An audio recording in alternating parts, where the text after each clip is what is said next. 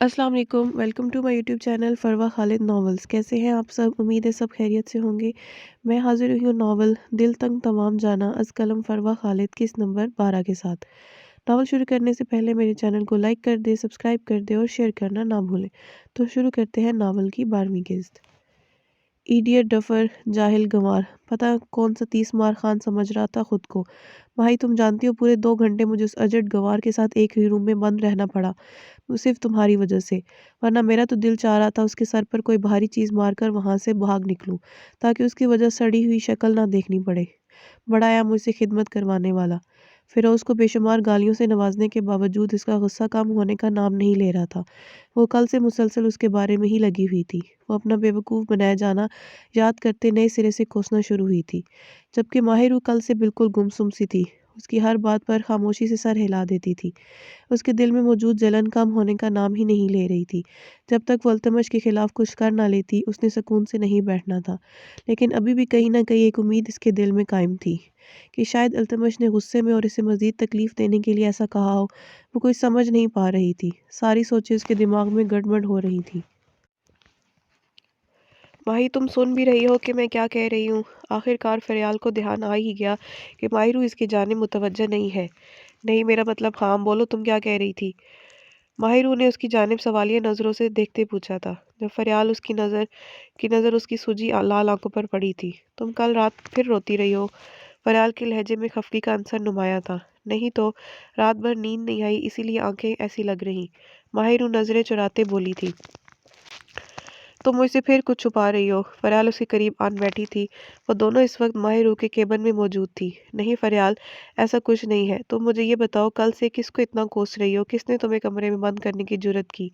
Mahiru फौरन बात बदलते फरियाल की रुकती रग पर हाथ रख गई थी, जिसमें वो काफ़ी कामयाब भी रही थी, क्योंकि फरियाल इसे कल अपने साथ पेश आए वाक़े के बारे में अलिफ से लेकर ये तक सारी कहानी सुना गई थी, जिसे सुनते माहिरू का हंस हंस कर बुरा हाल था।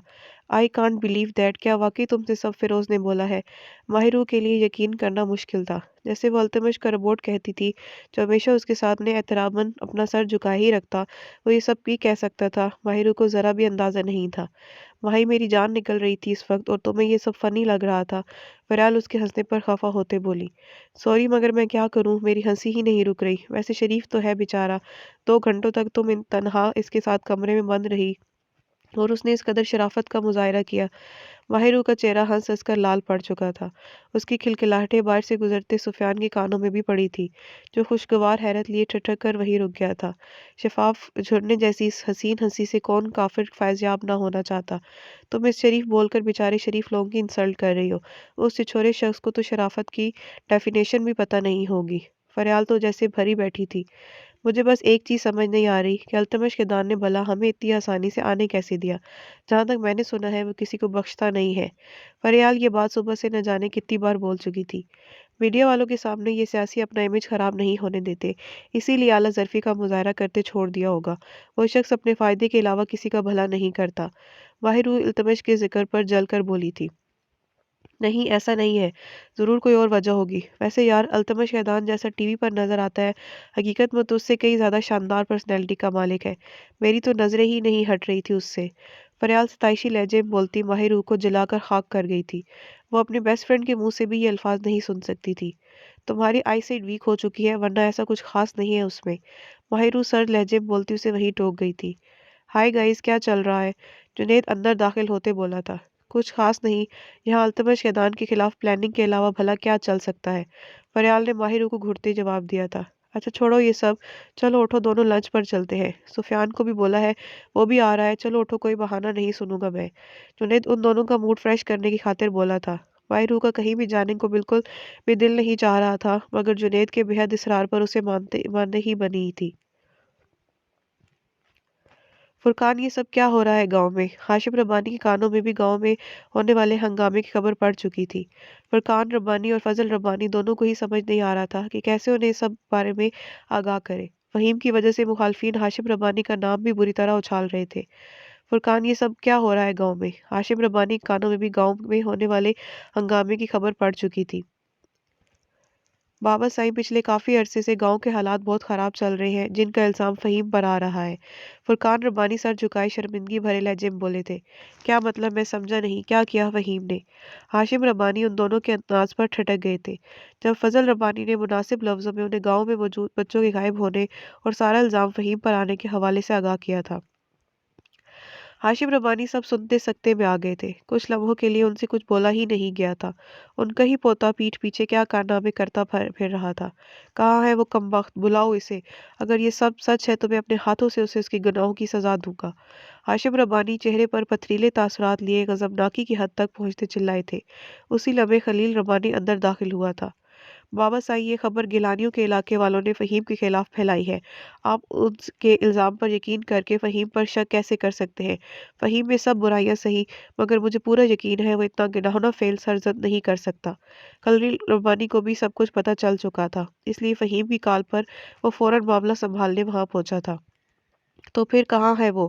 اگر سچا ہے تو کہاں چھپا بیٹھا ہے؟ اگر اپنی بے گناہی کا ثبوت کیوں نہیں کر رہا؟ ہاشم ربانی کا بی پی شوٹ کر چکا تھا۔ ان کا پوتا بھلا یہ سب کیسے کر سکتا تھا اور وہ اتنے وقت سے بے خبر رہے تھے؟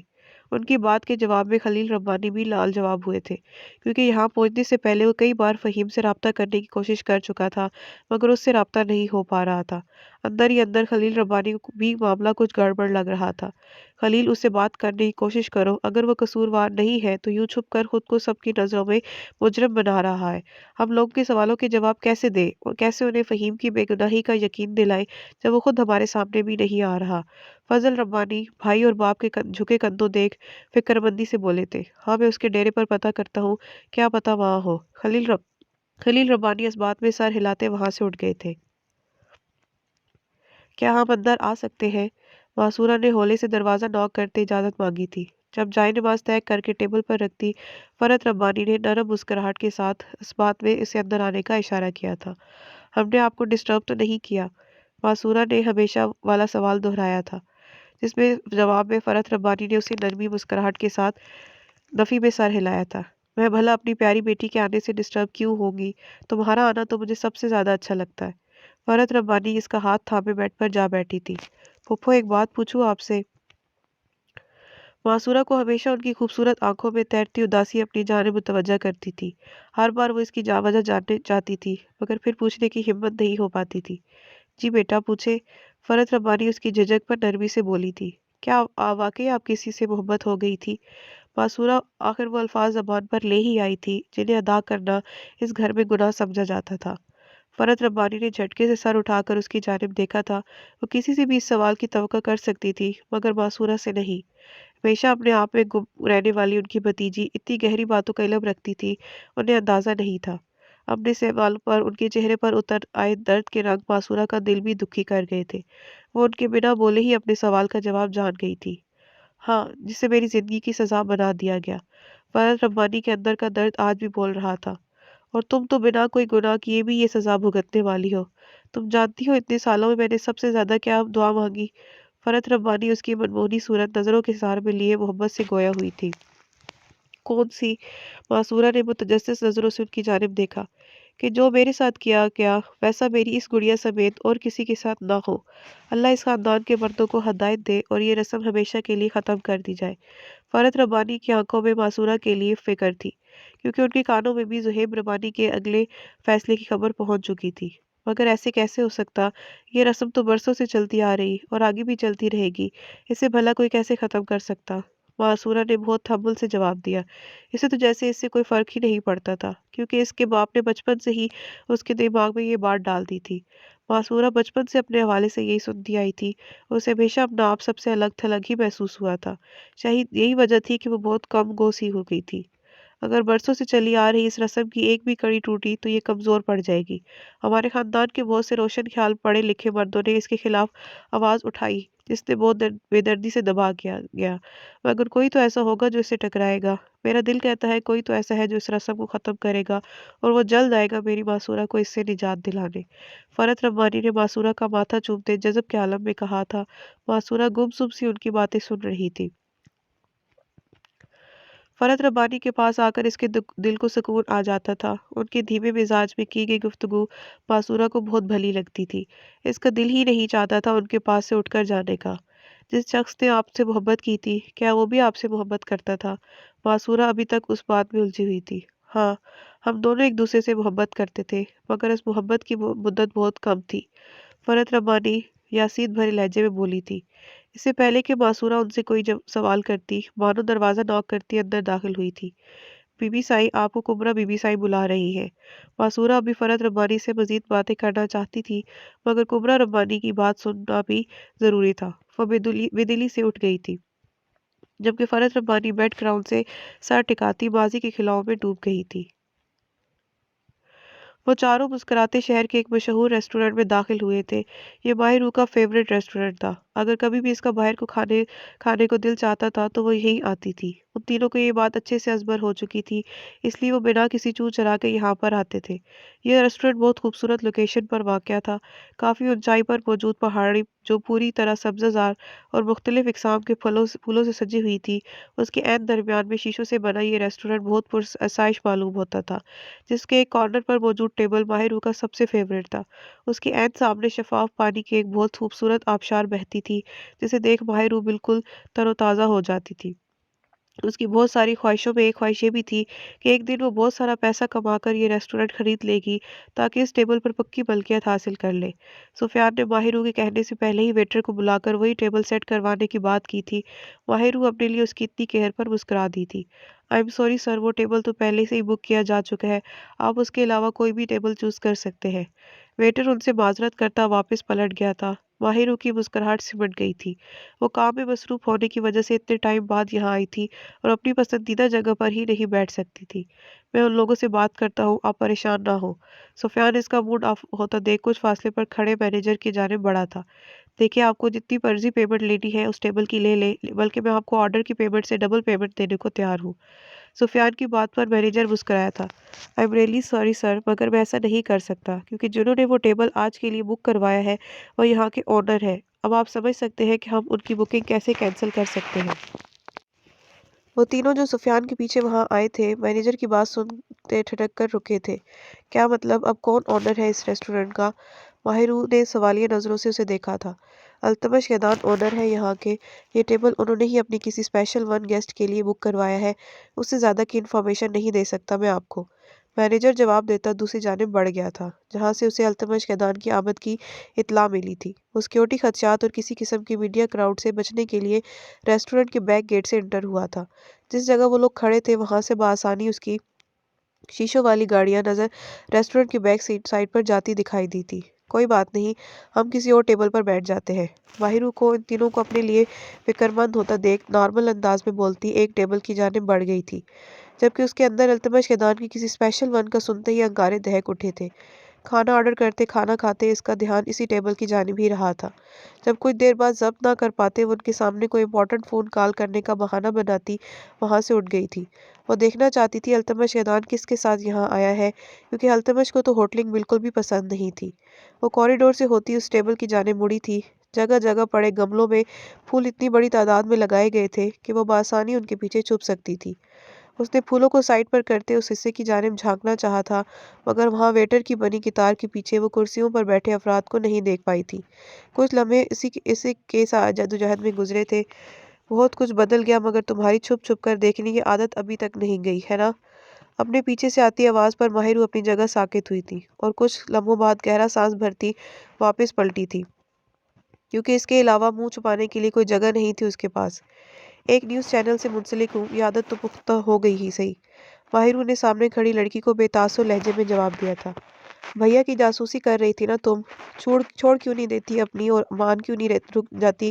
اب بھی بے پناہ محبت کرتی ہو ان سے، آج بھی اتنی ہی دیوانی ہو ان کی ذرا کسی لڑکی کی جانب اٹھتی نگاہ برداشت نہیں ہوتی تم سے، آج بھی انہی کی کسی کے ساتھ سوچنے کے خیال سے آنکھیں نم ہو جاتی ہیں تمہاری۔ عیشا اس کی نگاہوں میں جھانکتے پورے وثوق سے بولی تھی۔ شدید نفرت کرتی ہوں اس سے، اگر مجھ پر ہو تو اس بری طرح سے برباد کروں اسے کہ ساری زندگی ویسے تڑپے جیسے میں نے یہ 3 سال تڑپتے گزارے ہیں۔ خون کے آنسو رلانا چاہتی ہوں میں اسے۔ ماہر روح کو عیشا کی باتیں شدید مشتعل کر گئی تھیں، جس وجہ سے وہ اس کا ذرا لحاظ رکھے بنا پھٹ پڑی تھی۔ अमेजिंग, अच्छे ख्यालात हैं तुम्हारे। मैं कब से ये देख रही हूँ, तुम अल्तमश के दान के खिलाफ सिर्फ बोलती हो, करती कुछ नहीं। तुम्हारी नफरत की शिद्दत का अंदाज़ा तो उस वक्त होगा जब तुम खुद उसके खिलाफ वाकई कुछ करोगी। ईशा की बात पर माहिर सुन अब से अपनी जगह पर खड़ी रह गई थी। वो उसे अपने सगे भाई के खिलाफ एक्शन लेने के लिए उकसा रही थी। तुम मुझे रोकना चाहिए, मगर तुम मुझे अपने ही भाई के खिलाफ बोल रही हो। कहीं अल्तमश के दान की कोई नई चाल तो नहीं? माहिर को यकीन नहीं हुआ था। नहीं, 100% सच कह रही हूँ। मेरी दिली ख्वाहिश है कि तुम अल्तमश भाई से बदला लो, उनका गरूर तोड़ो। उनकी गर्दन अपने मुकाम और मर्तबे की वजह से हर वक्त अकड़ी रहती है, वो झुकती देखना चाहती हूँ मैं।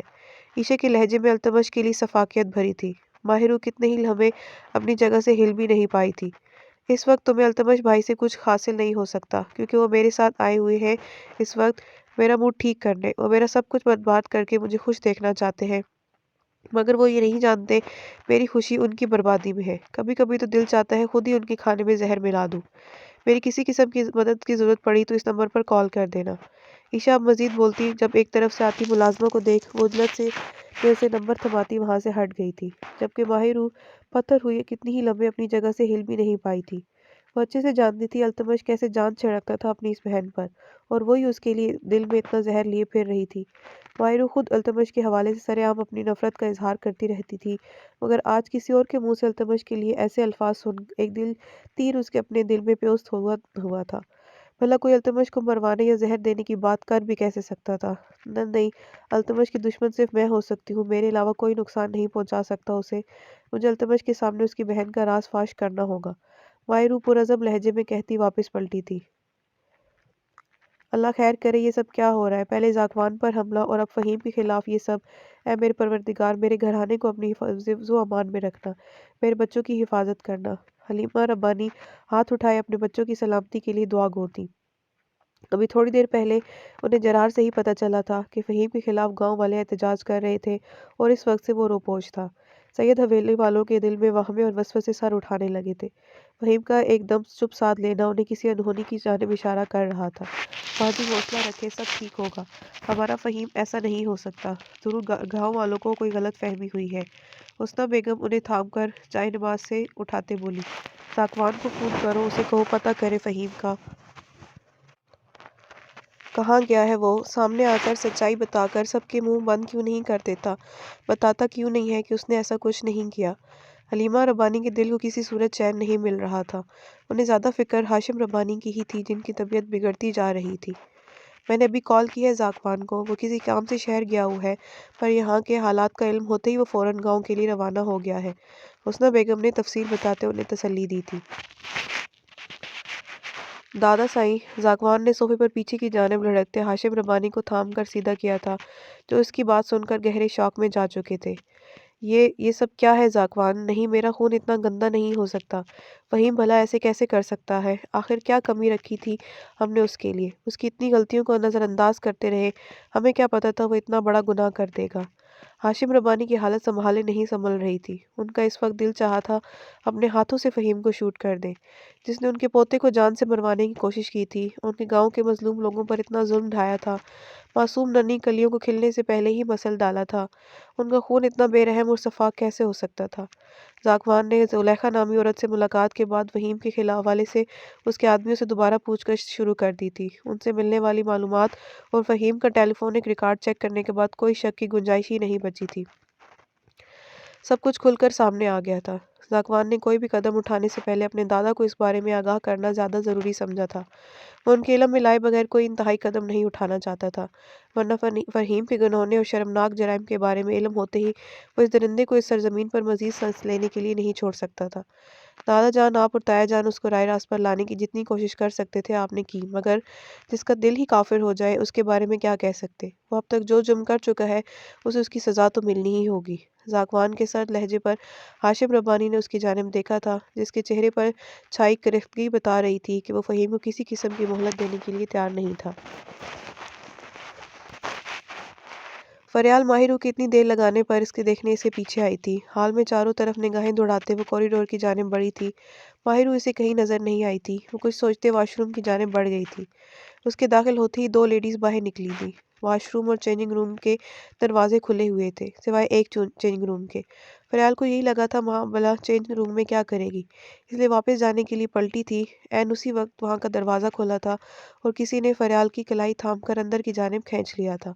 فریال کے منہ سے نکلتی چیخ کو مقابل نے ہتھیلی جما کر روک دیا تھا۔ فریال اس حملے پر تھر تھر کانپنے لگی۔ اس نے خود کو آزاد کروانے کی بھرپور کوشش کی تھی مگر مقابل کی گرفت مضبوط تھی۔ فریال نے نظریں اٹھا کر اس شخص کی جانب دیکھا تھا۔ اپنے سامنے کھڑے فیروز کو دیکھ اس کی آنکھیں پھٹی رہ گئی تھیں۔ ذرا سا بھی چلانے کی کوشش مت کرنا ورنہ انجام کی ذمہ دار تم خود ہوگی۔ فیروز کی سنگین دھمکی پر فریال ساکت سی آنکھیں پھاڑے اپنی جگہ پر کھڑی رہی تھی۔ اب تو خوف کے مارے اس نے اپنی مزاحمت بھی ترک کر دی تھی۔ تو تم یہاں کیا کر رہے ہو اور یہ سب کیوں کر رہے ہو؟ فریال اس کے منہ سے ہاتھ ہٹاتے ہی جلدی سے بولی تھی۔ مدد چاہیے تمہاری۔ فیروز اس کے سوال نظر انداز کرتے اپنے مخصوص لہجے میں مخاطب ہوا تھا۔ جب اس کی بات پر فریال نے ہونکوں کی طرح منہ کھولے اسے دیکھا جیسے وہ دنیا کا 7واں عجوبہ ہو۔ اس ہٹے کٹے شخص کو بھلا اس سے کیا مدد درکار تھی، یا پھر کیا وہ اسے دوبارہ بے وقوف بنا رہا تھا؟ تم نے مجھے پاگل سمجھ رکھا ہے، ہر بار نیا ناٹک کر کے پاگل بناؤ گے مجھے، فریال غصے سے بولی تھی، جبکہ اس کی بات سن فیروز کے چہرے پر مسکراہٹ بکھری تھی۔ اس دن واقعی اس نے چند سیکنڈ میں اس لڑکی کے ہوش اڑا دیے تھے۔ مجھے ایسا کچھ کرنے کی ضرورت نہیں ہے، فیروز اس کے چہرے کے تاثرات سے محفوظ ہوتے بولا۔ اس کے چہرے پر پھیلی مسکراہٹ فریال کو مزید تپا گئی تھی۔ مجھے جانے دو یہاں سے ورنہ میں شور مچا دوں گی، فریال اپنے ڈر کو چھپاتی دھمکی آویز لہجے میں بولی تھی۔ تم جو چاہو شوق سے کر سکتی ہو مگر اس کے بعد جو میں کروں گا وہ بھی خاصا دلچسپی لائق ہوگا، فیروز نے ذرا اس کے کان کے قریب جھکتے سرگوشی بھرے انداز میں کہتے اس کی گھبراہٹ میں مزید اضافہ کر دیا تھا۔ چینجنگ روم کی چوڑائی خاصی کم تھی جس میں فیروز کا لمبا چوڑا وجود ہی پوری طرح سمایا ہوا تھا۔ فریال دیوار کے ساتھ چپک کر کھڑی اس کے مقابل بالکل ٹیونٹی لگ رہی تھی۔ کیا چاہتے ہو تم مجھ سے؟ فریال نے لب چباتے پوچھا تھا۔ چاہتا تو بہت کچھ ہوں مگر فی الحال اس سے ہٹ کر بات کرنا چاہتا ہوں۔ فیروز خود بھی سمجھ نہیں پاتا تھا کہ اس لڑکی کے سامنے اسے ہو کیا جاتا تھا۔ فریال کا چہرہ دیکھ ہر بار اس کی رگِ ظرافت پھڑک اٹھتی تھی۔ اس کے شوخ جملے ہر فریال نے خوار نظروں سے اسے گھورا تھا۔ آج رات تم سے مل کر ایک بہت اہم بات کرنی ہے، اپنے روم کے پیچھے جانب موجود ونڈو کھلی رکھنا۔ فیروز نہایت سکون سے بولتا فریال کے سر پر بم گرا گیا تھا۔ غصے کے مارے اس کا برا حال ہوا تھا۔ واٹ نانسنس، تم جیسا بے شرم انسان میں نے آج تک نہیں دیکھا، تمہاری ہمت کیسے ہوئی مجھے یہ گھٹیا الفاظ کہنے کی؟ فریال غصے سے بھڑکتے چلائی تھی جب فیروز نے اس کی آواز باہر جانے سے پہلے ہی اس کے ہونٹوں پر ہاتھ رکھتے چپ کروایا تھا۔ میں بتائے بغیر بھی آ سکتا تھا لیکن اگر میں شرافت کا ثبوت دیتے بتا کر آنے کی بات کر رہا ہوں تو اس بات کا احترام کرو، اور اگر یہ بات کسی کو بھی بتائی تو مجھ سے برا کوئی نہیں ہوگا، اپنی دوست ماہرو کو بھی نہیں۔ فیروز اسے اچھی طرح خوفزدہ کرتا اس کا گال سہلاتا وہاں سے نکل گیا تھا۔ فریال کا سر چکرانے لگ گیا تھا۔ وہ یہ کس مصیبت میں پھنس چکی تھی؟ یہ شخص اس کے روم میں آ کر بھلا اس سے کیوں ملنا چاہتا تھا؟ ماہرو جو فریال کو بلانے لیڈیز واش روم ایریا میں انٹر ہوئی تھی، فیروز کو لیڈیز چینجنگ روم سے نکلتا دیکھ اس کے حیرت بھری نظروں سے اسے گھورا تھا۔ اس پر نگاہ پڑتے فیروز بھی لمحے بھر کو جذبز ہوا تھا مگر پھر فوراً نگاہیں جھکاتا باہر نکل گیا تھا۔ لیکن اصل جھٹکا تو ماہرو کو اس وقت لگا جب اس نے فریال کو بھی اسی روم سے نکلتے دیکھا تھا۔ ماہرو کے لیے اپنی نگاہوں پر یقین کرنا دوبر ہو گیا تھا۔ فریال یہ کیا ہے؟ کیا یہ میری نظر کا دھوکہ ہے یا میری گناہ گار آنکھوں نے جو دیکھا وہ سچ ہے؟ ماہرو نے آنکھیں پھاڑے فریال کو گھورا تھا۔ بھائی تم تو مجھ سے بات ہی مت کرو، یہ چھچورا شخص تمہاری وجہ سے ہی میرے پیچھے پڑا ہے، فریال خوفزدہ اسے کوستے ہوئے بولی۔ مگر ہوا کیا؟ وہ یہاں کر کیا رہا تھا؟ کچھ بتاؤ تو صحیح، ماہرو اس کے خطرناک تیور دیکھ حیرت سے بولی تھی۔ کچھ نہیں ہوا اور میں ایک ہفتے کے لیے تمہارے ساتھ تمہارے گھر پر رہوں گی۔ فریال فیروز کی دھمکی کے زیر اثر ماہرو کو کچھ بھی بتانا نہیں چاہتی تھی۔ یہ تو بہت اچھی بات ہے مگر مجھے یہ بتاؤ فیروز کیا کہہ رہا تھا تم سے؟ کہیں تم اسے روبوٹ کو پسند تو نہیں آ گئی؟ ماہرو نے اس کی اڑی رنگت دیکھ اسے مزید چڑھایا تھا جبکہ اس کی بات کے جواب میں فریال استغفر اللہ پڑھتی باہر کی جانب بڑھ گئی تھی۔ ناول جاری ہے۔